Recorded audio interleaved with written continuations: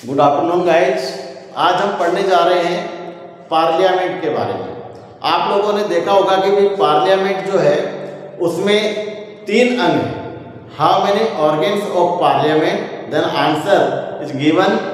Parliament के 3 अंग, लोकसभा, राज्यसभा और राष्ट्रपति। तो हम तीनों को अलग अलग देखेंगे।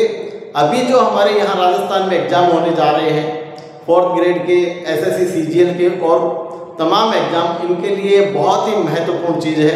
इसलिए मैं चाहता हूं कि आप लोगों को अलग अलग इनके बारे में बताया जाए, क्योंकि आपने खूब पढ़ा होगा लोकसभा की सीटों के बारे में। कभी आपको 552 बताई जा रही है, कभी आपको 530 बताई जा रही है, कभी आपको 545। इसको लेकर के बहुत बड़ा कन्फ्यूजन होता है बच्चों को। तो इसलिए गाइज आज मैं आपका ये सारा कन्फ्यूजन मिटाने के लिए आया हूँ। हम लोकसभा को, राज्यसभा को और उसके बाद राष्ट्रपति को, तीनों को हम अलग अलग अध्ययन करेंगे, तब हमें पता चलेगा कि भाई ये कैसे हुआ। आप सबको पता होना चाहिए कि पहला चुनाव जो है भारत के अंदर 25 अक्टूबर 1951 से लेकर के और 21 फरवरी 1952 तक हुआ। और पहली बार जब चुनाव हुआ तो हमारे सीटें थी 497। कितनी सीटें थी लोकसभा की? 497 सीटें थी। लोकसभा में 497 सीट थी, लेकिन चुनाव कितना हुआ? 489 पर चुनाव हुआ, जिनमें से 364 के ऊपर तो कांग्रेस की हुई और माकपा यानी मार्क्सवादी कम्युनिस्ट पार्टी जो थी उसको कुल 16 सीटें मिली।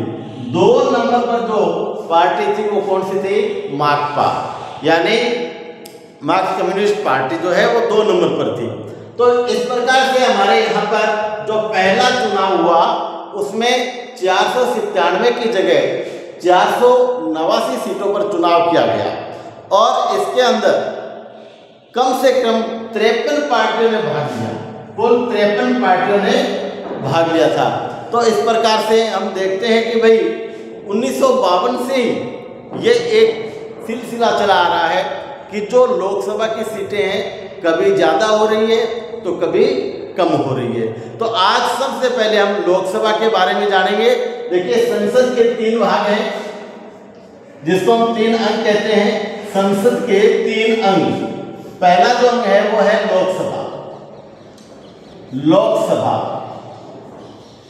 संविधान के आर्टिकल 81 में, आर्टिकल 81 में लोकसभा की चर्चा की गई है।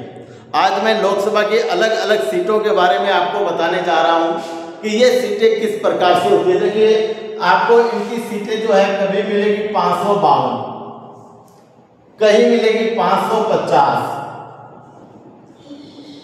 कभी मिलेगी 545 प्लस 7, तो कभी 543 प्लस 2 और कहीं मिलेगी 530 प्लस 20 और प्लस 2। तो इस प्रकार से आप देखेंगे तो इस प्रकार की सीटें हमें मिलते जाएंगी। आज मैं इसी कंफ्यूजन को दूर करने के लिए आया हूं। मैं आपका बिल्कुल जो कंफ्यूजन है उसको दूर कर दूंगा, आप बस मेरे साथ बने रहिए। सबसे पहले तो 552, इनमें परीक्षा में जो भी क्वेश्चन आपको किया जाएगा आपको एक एक शब्द पर ध्यान देना होगा। अगर आपको ये पूछा जाए कि लोकसभा में अधिकतम कितनी सीटों पर चुनाव किया जा सकता है, अधिकतम, मैक्सिमम की बात जहां आए तो आपका आंसर होगा 552। अर्थात 552 सीटों तक वर्तमान में हम चुनाव करवा सकते हैं। ये बात वर्तमान की चल रही है। दूसरा में लिखा है 550। तो इसका मतलब ये कि अगर 2 एंग्लो इंडियंस विजय होकर के आ जाते हैं, क्योंकि भारतीय संविधान में ऐसा कहा गया है कि अगर मान लीजिए जो एंग्लो इंडियंस जो भारत में रहते हैं, पहले तो मैं आपको एंग्लो इंडियंस कौन है इसके बारे में थोड़ा सा बता दूं। एंग्लो इंडियंस वो लोग हैं जो कहीं ना कहीं अंग्रेजों से जुड़े हुए हैं। अर्थात कोई ऐसा बालक जिसके पिता या दादाजी, फादर या ग्रैंडफादर अंग्रेज रहे हैं और उनकी माँ जो है वो मूल इंडियन रही है, वो मूल भारत की निवासी रही है, ऐसा कोई भी बच्चा जो है वो एंग्लो इंडियन की संतान कहलाता है। इसलिए एंग्लो इंडियन जो है इसके लिए 2 सीटों का प्रावधान है। देखिए, भारतीय संविधान जब बनाया गया, हालांकि उस समय इस प्रकार की कोई व्यवस्था नहीं थी, लेकिन जब देखा कि भाई इनका भी प्रतिनिधित्व होना चाहिए, तो एंग्लो इंडियन से जुड़े हुए 2 आर्टिकल है, ध्यान रखना। पहली बात तो अगर ये क्वेश्चन आता है कि एंग्लो इंडियन की सीट किस आर्टिकल के तहत आती है, तो एंग्लो इंडियन की सीट आती है भैया आर्टिकल 331 में। 331 में एंग्लो इंडियन सीट से जुड़ा हुआ है। अगर ऐसा क्वेश्चन पूछ लिया जाए कि एंग्लो इंडियंस जो है उनकी सीटें कितनी है और किस आर्टिकल में, तो एंग्लो इंडियन की 2 सीटें हैं और आर्टिकल 331 में है। जैसा कि मैंने आपको परिभाषा बताई कि एंग्लो इंडियंस कौन होते हैं, यह परिभाषा मैंने अपनी ओर से नहीं बताई, यह भारतीय संविधान के आर्टिकल 366 में लिखा हुआ है। 366 में इसकी परिभाषा लिखी हुई है कि एंग्लो इंडियन कौन होगा, अर्थात एंग्लो इंडियन वो होगा जिसके पिता या दादा कोई न कोई अंग्रेज रहा हो और उसकी माँ यहाँ भारत की मूल निवासी रही हो। अगर ऐसे कपल का कोई भी मान लो संतान है, वो एंग्लो इंडियन कहलाता है। एंग्लो इंडियन जो है वो वर्तमान में अब ये नहीं है। क्यों नहीं है? क्योंकि जो आपने 2019 के जो अधिवेशन में, यानी जनवरी 2020 में इसे हटा दिया गया। जनवरी 2020 के अंदर इसे हटा दिया गया है। अब लोकसभा में राष्ट्रपति को 2 सदस्यीय एंग्लो इंडियन के मनोनीत करने का अधिकार नहीं है।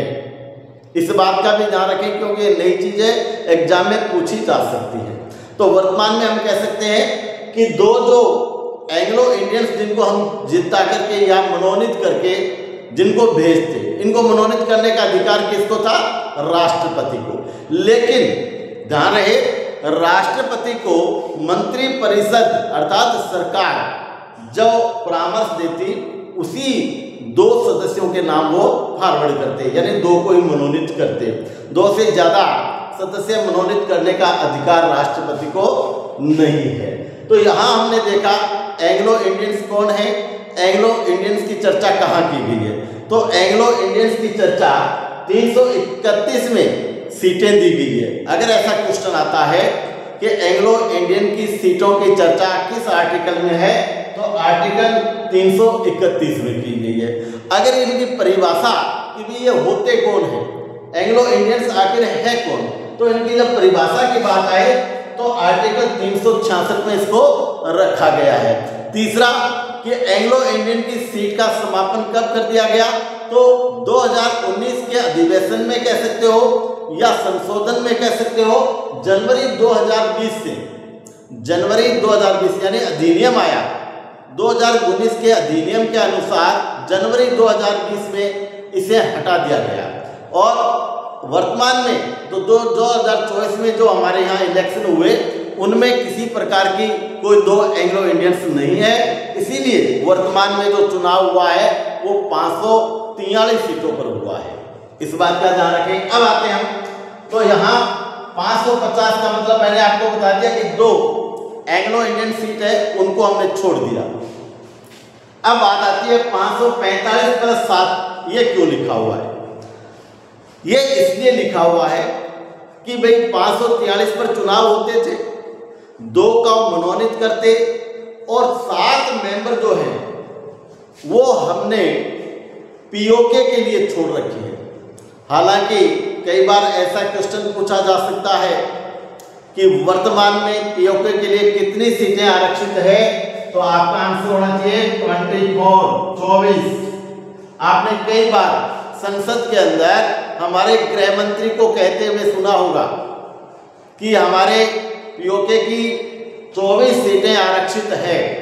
तो अगर ऐसा क्वेश्चन आता है कि पीओके के लिए भारत में कितनी सीटें आरक्षित हैं, तो आंसर होगा 24। लेकिन ऐसा क्वेश्चन आता है कि भारत के अंदर लोकसभा में कुल कितनी सीटें ऐसी है जिनको हमने पीओके के अधीन दे रखा है, तो हमारी सीटें हैं भाई वो है 7, यानी 7 ऐसी सीटें हैं जो हम पीओके के अंतर्गत दे रखे हैं, इसीलिए हम लिखते हैं 545 प्लस 7। अब आता है 543 प्लस 2 क्यों लिखते हैं? वो इसलिए लिखते हैं कि 543 पर तो होता है इलेक्शन। जब यह पूछा जाए कि भारतीय संविधान के अनुसार लोकसभा में कितने सदस्यों के चुनाव जनता के द्वारा किया जाता है, तो आप मैं सारे मिलकर के हम केवल अलग अलग राज्यों से 543 लोगों को ही चुनते हैं। तो निर्वाचित या निर्वाचन की जहां बात आती है कि कुल कितने एमपी चुने जाते हैं, तो आपका उत्तर होगा 543। और दो जो मनोनीत हैं वो अब हटा दिए गए हैं, इनकी चर्चा हमको नहीं करनी। अब आप देख रहे हैं कि यहाँ 530, यहाँ 20 और ये 2 क्यों है? तो 530 जो मेंबर हैं वो अलग अलग राज्यों से चुन करके आते हैं। जैसे राजस्थान से 25 एमपी चुनकर जाते हैं, तो ये टोटल राज्यों से जो चुन करके आ रहे हैं वो कितने हैं? 530। लेकिन ये 20 किसके लिए है? ये है यूटी अर्थात यूनियन टेरिटरी। यूनियन टेरिटरी जो है जिसको हम कहते हैं केंद्र शासित प्रदेश। 20 जो मेंबर हैं, मेंबर ऑफ पार्लियामेंट, वो केंद्र शासित प्रदेशों से चुन करके आते हैं और 2 एंग्लो इंडियन की चर्चा हम बता रहे हैं। तो इस प्रकार से ऐसे क्वेश्चन भी आ सकते हैं कि भाई आपके यहाँ पर राज्यों से कितने एमपी चुन करके आते हैं, तो हमारा आंसर होगा 530। अगर ये पूछ ले कि यूटी अर्थात केंद्र शासित प्रदेशों से कितने मेंबर चुन करके लोकसभा में जाते हैं, तो उत्तर होगा 20। और वर्तमान में ये जो है इसको हटा दिया गया है, इसलिए अगर यह कोई क्वेश्चन आने की संभावना कम है, फिर भी अगर पूछ ले कि कितने सदस्यों को लोकसभा के लिए राष्ट्रपति मनोनीत करता था, तो हम उत्तर दे सकते हैं भाई 2 सदस्यों को राष्ट्रपति है वो मनोनीत किया करता था। तो ये हमारे जरूरी काम की चीजें थी जो मैंने आपको बताई। इसके बाद में हम देखेंगे कि राजस्थान से लोकसभा के लिए जो मेंबर चुन करके जाते हैं उनकी संख्या कितनी है? 25। अगर मैं पहले लोकसभा का जो गठन हुआ उसकी चर्चा करूं, तो मैं आपको बता दूं कि पहला लोकसभा का चुनाव जो है वो कब हुआ था? 1951 और 52 के दौरान हुआ। और उस लोकसभा का अध्यक्ष जो थे वो थे गणेश वासुदेव और मावलकर। गणेश वासुदेव मावलकर नाम के जो लोकसभा अध्यक्ष थे वो हमारे प्रथम लोकसभा अध्यक्ष बने और अपने कार्यकाल के दौरान उनकी मृत्यु हो गई। आज तक 2 ऐसे लोकसभा अध्यक्ष हुए हैं जो अपने कार्यकाल के अंतर्गत ही उन्होंने अपना कार्यकाल पूरा नहीं किया और कार्यकाल के दौरान ही उनका देहांत हो गया। तो जो गणेश वासुदेव मावलकर जो थे वो बहुत बड़े ज्ञानी थे, बहुत बड़े विद्वान थे, लेकिन विडंबना देखिए उनको हटाने के लिए प्रस्ताव रखा गया था। ये बात अलग है कि उनको हटा नहीं पाए, उन्होंने पद को छोड़ा नहीं और पद पर रहते हुए उनकी मृत्यु हो गई। तो आज हमने देखा कि भाई जो लोकसभा है, भारत की जो लोकसभा है उसके अंदर जो आपको एक कंफ्यूजन रहता है हमेशा ही कि कुल कितने इसके लिए सदस्य हैं। तो आप देखिए पहली बात तो ये कि लोकसभा की चर्चा कहाँ की गई है? आर्टिकल 81 में की गई है। इसको निम्न सदन कहते हैं क्योंकि ये लोक का सदन है, लोगों का सदन है। हमारे द्वारा चुने हुए प्रतिनिधि इसमें आकर के बैठते हैं। ये लोकप्रिय सदन भी कहलाता है, ये निम्न सदन के नाम से भी जाना जाता है। और पहला जो सदन जो शुरू हुआ था वो 1954 में लोकसभा का गठन, जो पहली लोकसभा तैयार हुई वो 1954 के अंदर तैयार हुई थी। तो ऐसा भी पूछा जा सकता है कि प्रथम लोकसभा का गठन कब हुआ, तो सन 1954 में पहली लोकसभा का गठन हो गया था। अब इसमें हम सीटें देख रहे हैं, तो एक बात का ध्यान रखिए कि ये जो सीट है, जैसे जैसे जनसंख्या बढ़ रही है वैसे वैसे सीटें भी बढ़ती है।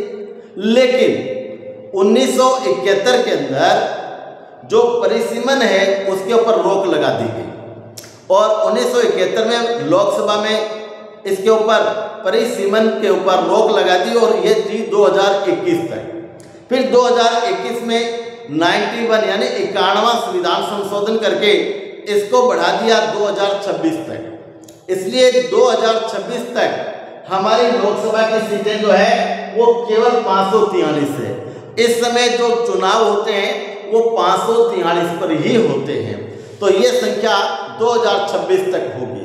लेकिन जो नई हमारी संसद की बिल्डिंग बनी है, जो नया संसद भवन बना है, वहाँ जो बैठक व्यवस्था है वो 1272 लोगों की है।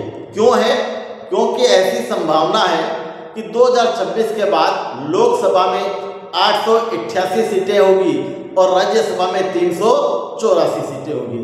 तो अगर ऐसा कोई क्वेश्चन पूछ लिया जाए कि भी लोकसभा में 2026 के बाद कितनी संभावित सीटों की संभावना या सीटें कितनी हो सकती है, तो हमारा आंसर होगा 888, यानी 888 सीटें लोकसभा में होने की संभावना है। लेकिन वर्तमान में ये सीटें कितनी है? 543। तो ये कंफ्यूजन आज आपका शायद दूर हो गया होगा। आप दोबारा इसको देख सकते हैं कि अधिकतम नाम आता है कि लोकसभा में अधिकतम कितनी सीटें हैं, तो हम कहेंगे 552। फिर यहाँ 550 क्यों रखा है? क्योंकि हमने 2 मनोनीत को हटा दिया। ये 2 राष्ट्रपति द्वारा कभी मनोनीत किए जाते थे, अब नहीं किए जाते। फिर 545 + 7 क्यों कहते हैं? क्योंकि 545 में 543 के ऊपर चुनाव होता है, 2 एंग्लो इंडियन होते हैं और 7 पीओके के अधीन छोड़ दिए। उसके बाद 543 और 2 के 543 पर चुनाव होते हैं, 2 एंग्लो इंडियन जो मनोनीत होते हैं। उसके बाद 530 ये एमपी राज्यों से आते हैं, ये 20 केंद्र शासित प्रदेश से आते हैं और ये 2 एंग्लो इंडियन से जो वर्तमान में हटा दिया। एंग्लो इंडियन पर अगर क्वेश्चन पूछे कि एंग्लो इंडियन की 2 सीटें किस आर्टिकल में दी गई है? 331 में। अगर इसकी परिभाषा है कि एंग्लो इंडियन की परिभाषा किस आर्टिकल में है? 366 में। तो इस प्रकार से आप अच्छी तरह से देख सकते हैं कि भाई हमारी जो अलग अलग सीटें जो हम रोज पढ़ते हैं, हालांकि आपको पढ़ने के लिए हो सकता है कि आपके अध्यापक ने किसी ने भी बताई होगी कि इतनी सीटें हैं, लेकिन डिटेल अभी तक आपको किसी ने नहीं बताई। आशा करता हूं कि आज लोकसभा के बारे में जो भी चीज़ आपने देखी है वो अच्छी तरह समझ गए होंगे। इसी प्रकार अगर हम इसको आगे बढ़ाते हैं तो लोकसभा के सदस्यों की योग्यता आपको पता होनी चाहिए, कम से कम उसकी उम्र 25 वर्ष जरूरी है। तो 25 वर्ष की उम्र लोकसभा के लिए होनी जरूरी है, वो भारत का नागरिक होना चाहिए। तो ये तो कॉमन चीज़ें हैं जो बताने की आवश्यकता नहीं होती। एक वो किसी लाभकारी पद पर अर्थात सरकारी सेवा में नहीं होना चाहिए। इस प्रकार के जो हम देखते हैं मेन जो योग्यता वो यही है कि उसकी उम्र 25 वर्ष होनी चाहिए। कोई ऐसी क्वालिफिकेशन नहीं है कि वो कितना पढ़ा लिखा होना चाहिए, ऐसा कहीं कुछ नहीं लिखा हुआ है। तो इस प्रकार से हमने देखा कि भाई लोकसभा जो है वो एक बहुत ही लोकप्रिय सदन होता है। तो संसद के 2 सदन हैं, एक लोकसभा और एक राज्यसभा।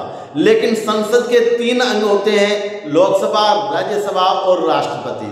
तो गाइस कल हम पढ़ेंगे राज्यसभा के बारे में। आज हमने लोकसभा को देखा, लोकसभा की सीटों के बारे में देखा। जो भी आज तक कंफ्यूजन आपका था मैंने वो कंफ्यूजन पूरी तरह दूर कर दिया।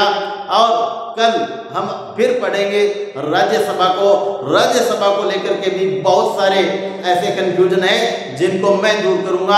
आप देखते रहिए राठौड़ सर के साथ, मेरा चैनल, आपका अपना चैनल। और अगर आपको पसंद आता है तो सब्सक्राइब करें, लाइक करें, फॉलो करें। जय हिंद, जय भारत।